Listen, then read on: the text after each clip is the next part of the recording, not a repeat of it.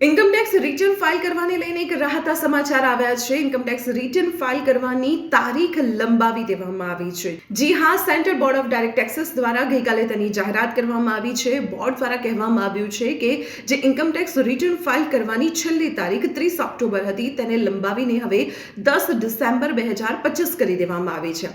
આ સાથે બોર્ડ દ્વારા એ પણ સ્પષ્ટીકરણ આપવામાં આવ્યું છે કે આ રાહત એવા ટેક્સ પેયર અને કંપનીને આપવામાં આવી છે કે જેમને એસેસમેન્ટ યર 2025-26 માટે ઓડિટ કરાવવાનું હજુ બાકી છે અને ઓડિટ કરવું ખૂબ જ જરૂરી છે। આવા ટેક્સ પેયર્સ માટે આ તારીખ લંબાવીને 10 ડિસેમ્બર કરીને એક મોટી રાહત આપવામાં આવી છે।